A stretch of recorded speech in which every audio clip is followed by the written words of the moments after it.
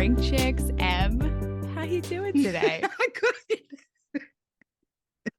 She's not well. She is not doing well.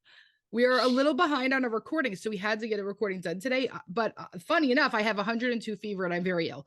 But here we are recording because you gotta get them out, baby. When we first got on, Emily was like, "You see the shine on my face?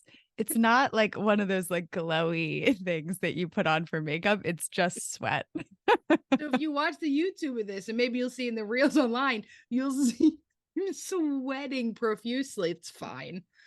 Things are fine. We've done way harder. Yeah. Yesterday was my birthday. I spent the whole time. Hold on, my mics are changing up. I saw that out. But yesterday's my birthday. I spent the whole time in bed. Things are good. Happy birthday. To be here. Thrilled to be here. That's what I'm gonna say. If you can get through a podcast episode with 102 fever, anyone who's listening to this can get through anything in their lives. But don't do what I do, people. Go rest. Yeah, go rest. So this is more of like do what I say, not what I do situation. Which I think is a common therapist thing. Oh my God, those who can't do teach, right? Yes. Yeah, it's so fucked up. I know. I had heard this story recently about this other clinician. And it was a really funny fucking story, heard through the grapevine of someone being super fucked up or whatever thing. And in my head, I'm like, oh man, yeah, we're held to such a different standard sometimes, about how we live or how we do certain stuff. And then you have to remember, we're all pretty fucked up too. And sometimes we have to be sick and record a podcast, but this would not typically be what I would do. I typically rest, but sometimes you got to do it considering this episode is already late to the editor. You know what? I forget. It might've been you or someone said this to me. It was like, what would you tell your clients? Oh, we had this conversation. Yes. We had this conversation. Is it time to tell that story? Yeah, you can tell that story on the podcast yet. Yeah, you can tell it. So we were, because it goes into decision making. Oh, yes. Perfect. It's a great segue. So we were supposed to have our clinicians over for a little get together down the shore at my parents' shore house. And so the night before, Emily and I had a very long week. So the night before we were like, okay, let's get there early. We'll relax, we'll watch a movie, and then the clinicians are coming in the morning. So I get down there early and there are all these fruit flies flying around. And I was like, oh shit. What am I going to do about this? I open up the trash can and a swarm of fruit flies comes into my face. So much so that I had to wear a mask. So obviously I'm freaking out, having an anxiety attack. I'm attacking them, with anything I can find. I am pretty much putting on a war suit, right? I have a mask on. I have towels in both hands. I'm fucking smacking them. And so Emily is coming down an hour later. She picks up all of this fly trap stuff. Anyway, the relaxing night we planned on having ended up turning into us battling fruit flies for hours on end. And so eventually, after a while, we got rid of a good amount, but they were still around. Emily was like, you know what? I need to relax. I think I deserve to put a face mask on. So she goes upstairs and she puts a face mask on. I walk up the stairs and I look at her and it's this beautiful fruit face mask. And all of a sudden I see swarms of fruit flies coming towards her face. And I'm like, oh no. She basically turned herself into the fly trap.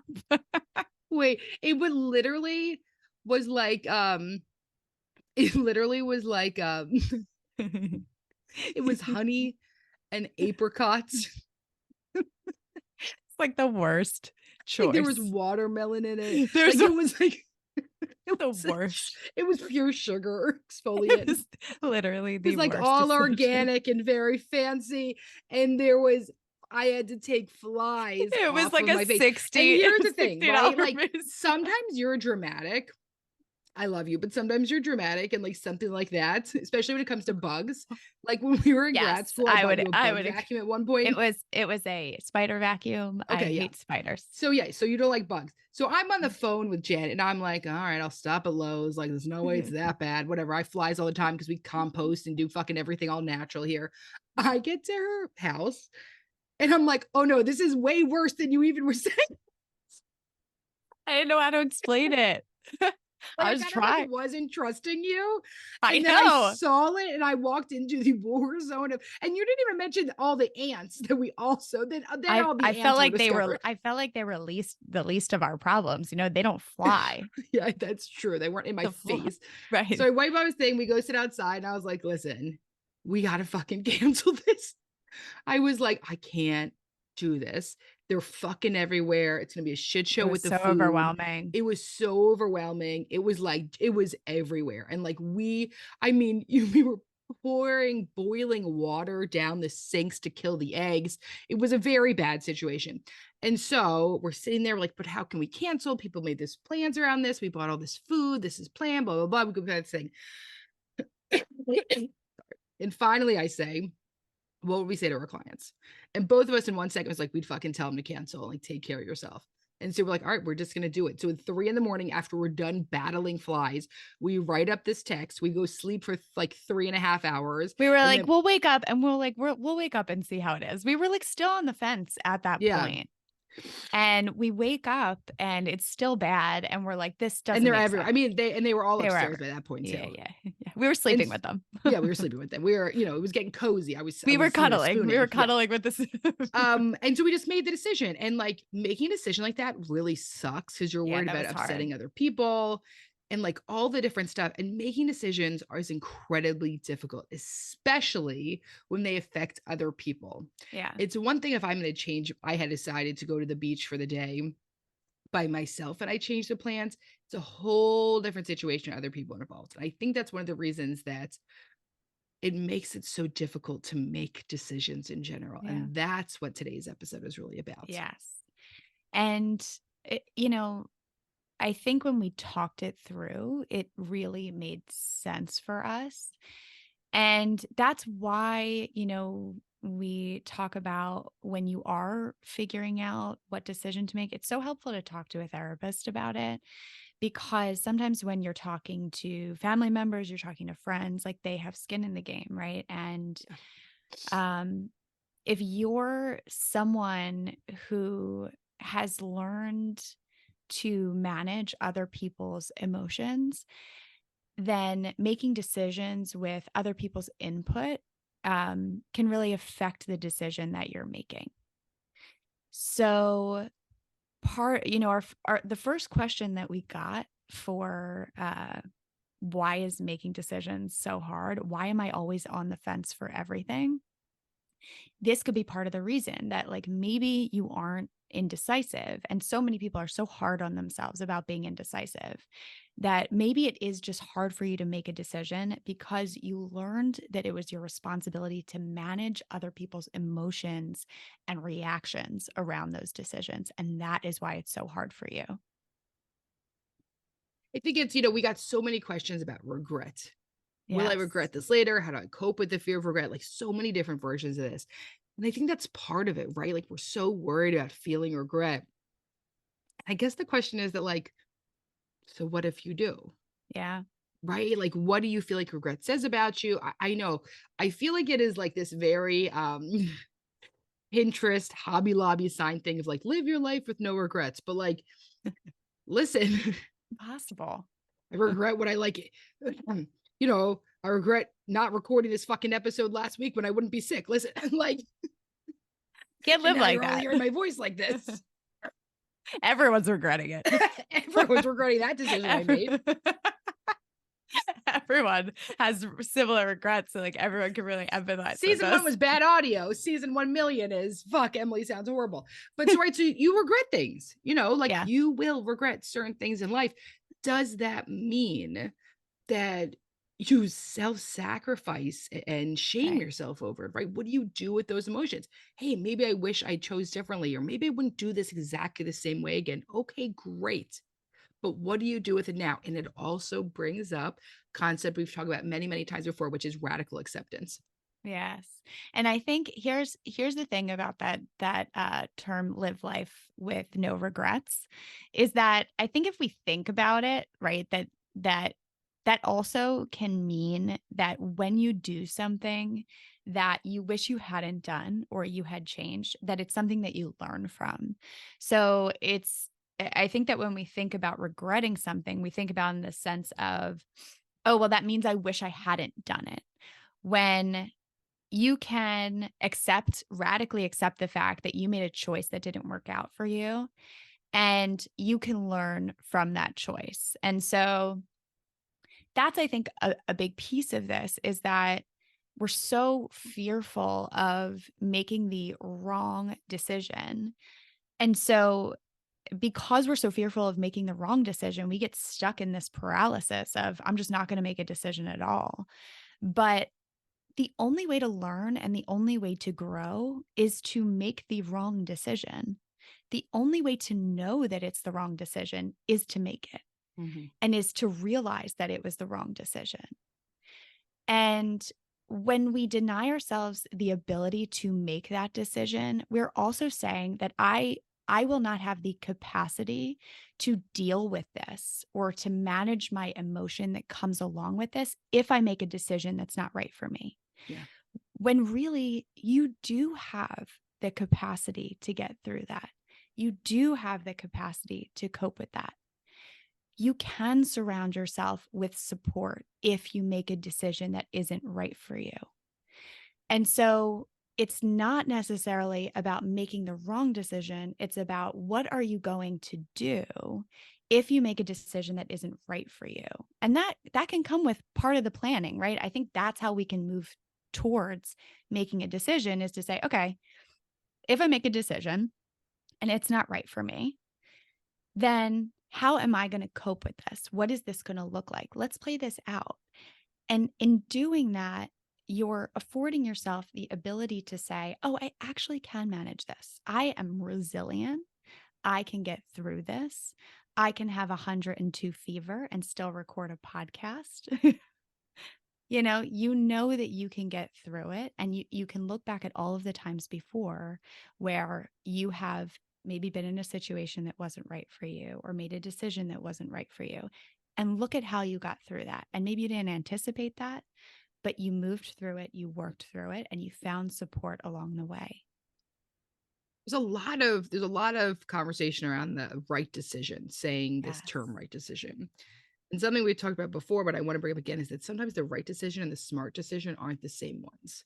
We hear this a lot of when people are trying to go between job opportunities. They're at a job that they love, that they're working towards something and it feels good. And it's right for them to stay there. But then they get another, let's say they get another opportunity that's more money, but they don't know what it's going to look like. And do you go with the right one or the smart one, right? Which we would Right. consider smart as like financial growth or status or power, right? And so that's the issue is when we deem something as right, we have to talk about like what we're right about, right? So like sort of breaking that down to finding a little bit more. If for you success is money, job opportunities and growth within that, then that decision comes together. For you, Yes. if it's being in a place where you feel really connected and you feel very valued and you're like your colleagues, well, then that fits together there for you. So understanding how am I defining right and what does that look like for me? Which also means I have to make some decisions about what does success look like, what does love look like, what does community look like, and things like that. And um there's a lot of questions around how do I cope if I choose wrong, right? Like, so we're talking Yeah. about the right decision, we're talking about the wrong decision. And when we're hearing a lot of the questions of like, well, what do I do if I make the wrong decision? It makes me believe that you also have a big fear of making mistakes or that it doesn't feel okay to make mistakes, right? So if this is a question that you're asking yourself, I would also ask yourself, like, what do mistakes look like in my everyday life? Do I allow myself to make mistakes. And if I don't, right? If I do make a mistake, or if I don't give myself space to make a mistake, why is that? Like, where's that coming from for me? That I don't feel that I'm allowed to be human enough to be able to make some of these mistakes. And let us just say, and this kind of goes back to our earlier conversation around, as therapists, we feel like we have to be held to a different standard because we're giving out all this advice, but we're also human, right? We also make mistakes. And so how much are you affording yourself the ability to make mistakes and to be human? And if not, where's that coming from for you? Where is that fear of, if I allow myself to be human and if I allow myself to make mistakes, what's the fear? Is it that people will leave me? Is it that I won't be good enough? Is it that I'm going to be rejected by other people? Is it that I will fail? Figure out where that fear of making a mistake is coming from for you and dive deeper into that. Because my guess is that's a core wound that maybe started from an earlier age. I keep thinking just about the concept of like right or wrong with all of this. Yeah. Tell me. So many people are worried about wrong. And there's some situations, I keep thinking about the question we get all the time about having kids or not. Mm-hmm. That's a huge one that Huge. people say right versus wrong. Yes. And I think it's hard because that's what I mean about like involving other people, right? Like, let's say I get a cat. I'm Great like, decision. maybe I shouldn't have gotten this cat. I don't know. I get this cat and I'm like, oh man, maybe this cat was a bad idea. Cat's a prick. I don't know. Okay. But I'm like, fuck it. I got the cat now. It is what it is. We're going to learn to love each other in this way. It's very different than a human being. Cat, you could ignore, at least 12 hours a Right. day, I would say, right? I'm not a cat owner. Does that sound correct? I would never ignore my cat for 12 hours a day just because I have an But it won't attachment. die. Yeah. Right. Like it's not like No, it right. won't die. Oh Won't yeah, die. right. Like Correct. things Yeah. will be Yeah. okay, right? Yeah. It's very Yeah. different than having a child into this world. So when we Right. start to look at larger, more important, significant decisions, Yeah. it's it's serious, man. These are heavy Yeah. decisions we're making in our life that can change everything. We talk about this all the time in terms of who you marry. Who you marry matters a lot. Yes. I can't tell you how many clients I've worked with that said they were walking down the aisle and knew that this was not a good decision or Yeah. knew, well, whatever, I can just get divorced. Yeah. Who you marry matters in this life because it affects a great deal of your life. And so Mhm. when we're talking about really significant, important decisions, of course, you're fucking anxious about it. Yes. Put Well, we're so much to more pressure on right. So some yourself. people in here is like, well, why can't I make a decision about what I eat? I don't know, because it doesn't matter that much. Also, there's probably too many options. Like if Too you're at many a place options, like right? the Cheesecake Factory, Yes. way too many options, right? And Like take it down. and so Take those. that Go one ahead. might be about like, okay, well, like who are the people I'm going out to eat with? Are they going to care more? Right. Like, so that might be like external stuff. Let's talk about like huge fucking decisions, changing jobs, marrying someone, buying a house, doing that stuff. Right. It is normal to feel on the fence for so many of us. Yeah. A lot of people have this idea that if you have any doubts, it's a bad decision. The night before my wedding, I was like kind of freaking out. My friend Jesse was like, you guys already own a house together. So like really doesn't matter. You made this decision already. It's like you're already connected in legal documents. And I was like, that's a great way to put that. Wasn't I didn't want to marry my partner. I was just really scared about what the commitment meant. Yeah. Fair. It is not, when a decision has that much weight on it too. Um, it's fair that it takes time and you can have doubts. Like someone wrote in, and we love this question. How do you overcome analysis paralysis? How do you decide if someone is the one? Right? We hate the concept of the one Yeah. because relationships are so nuanced and so complicated. And we very much believe that it takes a lot of effort and you put so much into your relationships. And so we believe that there can be so many different people that you can have that kind of relationship with. If you're putting the effort, they're putting the effort in, and you continue to stay connected as you grow. Um, so that I think is a piece of it too, is that it's not just about the fact that it's a big decision in general. It's also the fact that society puts such a pressure on it of like the only way that you can get married to someone is if they are the one. If you have found one person in the entire universe who is right for you. And so because of that, so that's what I would say is that can you separate out society's pressure from this big decision that you have to make? It's the same thing with having children, right? There's so much pressure, especially for women, on making a choice to have children, on having children, around your identity in becoming a mother. And so, are you able to separate that out? So, here's what I would say. I have an activity. Oh, I know. I want you to sit down if you're having trouble making a decision. And I want you to write down all of the different factors that may be influencing that analysis paralysis. One of them is here are my core values and like what I want. Another one is here is like society's pressure. Here's the pressure that I feel from society. And another one can be here is pressure that I'm getting from like family members or like people connected to me.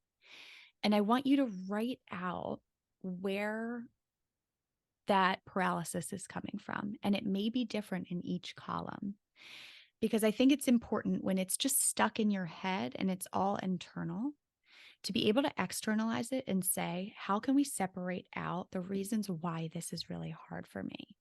Because the most important thing is going to be based on the factors that are connected to the column that it surrounds your values and surrounds what feels important for you, and to separate out the societal pressure and the pressure from friends and family. So see if you can do that. If you're having trouble making a decision, try to separate out like, where is this paralysis coming from for me? I like that. Thanks. How you I let's want to take talk it. about Let's this. I want to talk about this one. Because I think it's really helpful and it's one of the loops we fall into is how to know when to decide for yourself versus ask for feedback from others. One of the things we will often do is if we are having a tough thing happen in our life, we then ask everyone else, right? Because you want everyone else's opinion because it feels like then it's going to help you with your opinion. And sometimes it does. Sometimes it's super helpful to process that out. Sometimes it's really beneficial, right? Like sometimes it doesn't help. right. Sometimes you get a lot of opinions from a lot of people that are not you. And I think that this is a hard one. So one of the things I would start with is the people you're going to make you feel heard and validated. Sometimes you hear someone, it's like, all right, well, I went to my mom and I asked her, and like, she always makes me feel this way. All right, well, if she always makes you feel this way, why you keep going to her about this Specific. I got you. specific thing? Thank you. Mhm. And like, what, right? So, like, maybe there's someone else in my life where it's like, wow, like this person is super level headed and very grounded and like they're good at process. Great. Ask that person to be your sounding board. Yes. Ask if you can call them about this. Figure out who those people in your life are. Sometimes it's just your therapist, and that is totally okay too. So I would be very aware when you're asking for feedback from others. One, what am I exactly asking for? Hey, can I talk to you about this thing? Doesn't actually mean that you're asking for advice.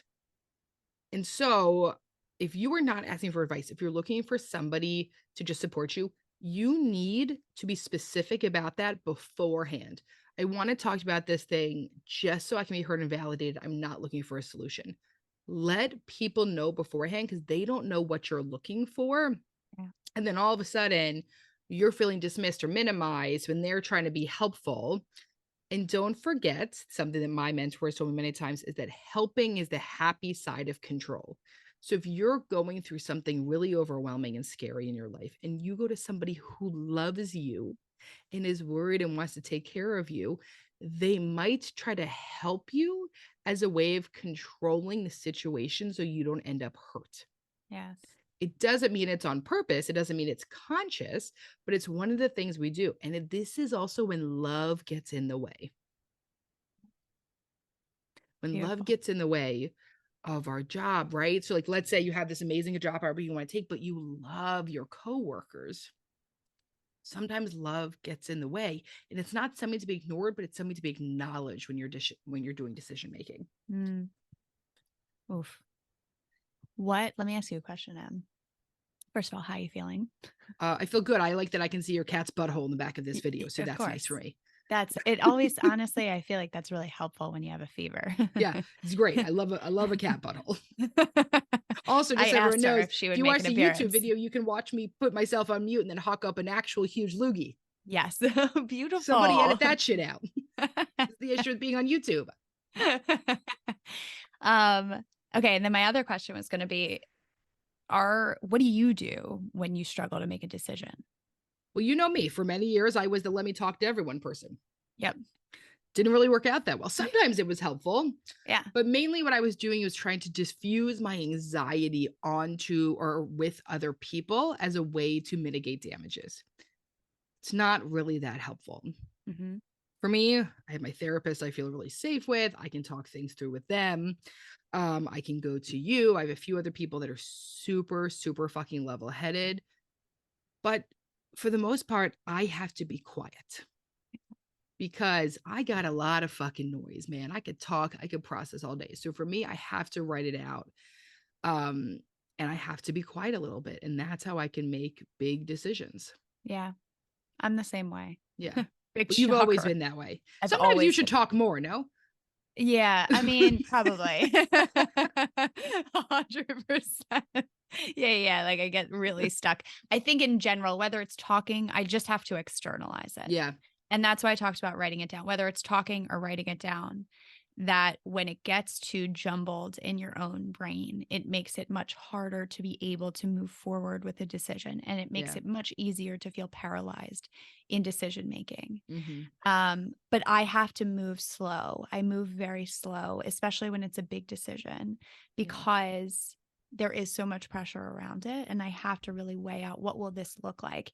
And one of the big things I always say to myself is, well, if this goes wrong, or if, this doesn't work out like I anticipate it, how am I going to handle that? Like, what can I put in place to be able to support myself if this doesn't work out? Yeah. And that has been the biggest thing, because I have struggled with making decisions in my life, especially, as small as making a choice on what I'm going to eat, to as big as like where I'm going to live and, whatever. So decisions have always been really hard for me. The thing that has helped me the most is to be able to say, well, look at all the times in which I made a decision that wasn't right for me. How did I get through that? How did I support myself through that? And that has been the thing that has allowed me to move through decisions the most, to know that it's not about making the right decision. It's about, when you make a decision that doesn't work out, what are you going to do about it? You know what's funny? I mean, think about how impulsive you were in like your like teens and 20s. Maybe Yeah, not you, me. not me. I Yeah, still like no. now, most decisions in my life, I'm like, am I being ethical and moral and conscious and intentional? And like, that's really great. But man, 15 years ago, I flew by the fucking seat of my pants. That's how I ended up with my husband. And I don't know, there's something about I made decisions based on pure gut instinct. And as you get older, life just feels scarier. There's more Yeah. responsibilities, there's more pressure. And I think when you think about the weight of all that on your chest, sitting on your chest, you got to understand why it's sometimes hard to breathe when you do this stuff. Yeah. As you get older, shit, man, the stakes are just so much higher, it feels like. Hmm. It's true. And I don't know, man. I was making risky. I mean, I was like Oh, 13, like, I'm gonna get in this stranger's car and go to this random I, fucking party. I wish I was more impulsive. I I wish I got that out of my system. I was I like doing nothing. wasn't. I was like, I'll just get this horrible butterfly tattoo on my foot. Fuck it. Right? Like everything I did was like so impulsive. Yeah. And there's stuff I don't like feel great about, but everything is okay. Yeah. It ended up okay. And for some people though, it doesn't, right? Like sometimes when I think about like my kid, I think about some of the shit I did, especially since like we didn't like have a cell phone. like earlier on in our lives. Oh my I God. liked about that kid. I'm like, I'm gonna track her ass. Like it's such a different, like, right? Like people think that, like, like Listen, if I had a kid, I would do the same thing. I mean, I got Apple AirTags on my dog, so Yeah. Little different, I would say. I think maybe a little different. but like I'm gonna put an Apple AirTag probably in my kid's backpack, if she takes the Right. bus or something. But it is, I don't know why it feels so much scarier now, Yeah, but it changes it with does. time. And you start to There doubt yourself more. Yeah. I think in certain ways, right? Yeah. Okay, so that's a thing is that, like, we have a lot of changes happening with the business too. This is a perfect example. I don't want to talk about it. You know, we won't go too deep. It feels a little anxiety provoking. Um, but this is an example of, as there are certain decisions that we haven't made before, right? And so, like, as you get older, you are making different decisions. And as you're making those decisions, because you've never made those decisions before, it's hard to look at the past and say, okay, like that can help guide me. Yeah. Right. Where if you're getting a tattoo, right? Like, how many tattoos do you have now? I don't know, too many. She has so many I tattoos. can't count. But Got now, 2 more right? last week. I don't know. Right, exactly. So she has so many tattoos. Like, you've done this before. Like, now Yeah. you kind of know what you're looking at, what you're looking Even if I for. hate it, I don't care. Even if you hate it, you don't care because you have gotten a tattoo that you now hate and you know Exactly. it's okay. Don't care. So, so, that's I think a part of it too is that, like, as you enter different phases of your life, you are called to make different decisions that you haven't had to make before. And as you make those decisions, and I think a lot of new mothers, I mean, you could speak to this, a lot of new mothers often feel this of like, you've never done this before. And Yeah. there's so many decisions that you have to make that you have never had to make before. You don't know how they're going to work out or what they're going to look like. You don't know how they're going to affect your child. And so that can very much lead to a sense of insecurity in your decisions at different phases in your life. So we had this question of, something about confidence. Where did it go? Something about, like, how do I feel confident in my decisions? And the thing I want to say about that is that you might get to a point where you're really confident in certain decisions that you're making because you've made so many decisions in that domain before. And you may get to another phase of your life where you no longer feel confident in decisions that you're making. And I think we can very easily take that lack of confidence and turn it into, like, well, what does this mean about me as a person, as a human being? It means I'm not confident in myself. And the thing I want to remind you of is it is not saying anything about you. It's just the fact that you are in a new phase of life and this is something you've never done before. It's like starting a new job.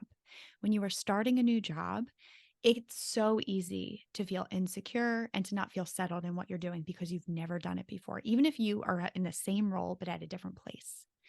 And so just want to encourage those who, like, are embarking on a new phase of life, who are having to make all of these new decisions, to give yourself a lot of grace and understand that as human beings, when we are in new stages of life, we are going to go through that phase where we feel insecure about decision making, and it is going to happen over and over and over again because we continue to enter new phases of life, and that's okay. I want to do the Dear Em and Jen because I think it's gonna Yes. wrap this Yeah. yeah, there's some other parts I'm gonna stay here. You want me to read it? I got you. I got you I, you don't want me to? It's I crazy. got you. I got you, girl. What are your dear Em and Jen? What are your thoughts on being on the fence means it's a no? I'm an anxious person who has struggled with decision making my whole life. For context, do you think being on the fence is the answer, specifically when deciding to have kids or remain child free? Thank you for all you guys do. So, first, I'm going to say that the person who asked this specifically said, I'm always someone who's on the fence. I'm always someone who questions things. So my answer to that is no. That is not what that means. It does not mean the fact that you are on the fence means it's automatically a no, because that means if your whole life you would have been a no. You're just always on the fence. That's just You're how just you always are. on the fence, right? Yeah. Sometimes, the term like ignorance is bliss too. Yeah. This is another piece. If you're someone who has the ability to deeply question things, it is very possible that you will deeply question every single thing you do. And so it is truly a blessing and a curse at the same time. You Think have yeah. the Oh, amazing ability, I'm sorry. You have the amazing ability to analyze situations and to look deeper into situations. There is a point in which you may overdo it and it doesn't take you. And I think this is a question to ask yourself, like, is this actually serving me at this point? And that's when you make the jump into, well, if I make a decision one way or the other, what are the repercussions? What does this look like? And can I handle that? How does that play out for me? I know people talk about having kids versus remaining child free a lot. And a lot of the stuff we've been talking about today is about outcome, right? Will I like the job? Will I be happy with this? Here's the thing about having kids, it's not about what you get out of it, because every kid's going to be completely different, right? So I get a ton out of my relationship with my 4-year-olds, but I could, if I had another child, it could be very different about that situation, right? Sometimes decisions are about growth for you. In what parts of myself do I want to grow, right? Isn't that kind of what this life is about? We have Amelia Innes, who runs our internship director program. When we first talked to her about it, we're like, we don't know how lucrative it's going to be, right? Like, here's what it's going to look like. You're going to get paid for this time. But like at the end of the day, when you start up something new, we don't know. And she looked at us and said, I don't really care about the money. This feels important for me to do to mentor young therapists. And this is what I want to do.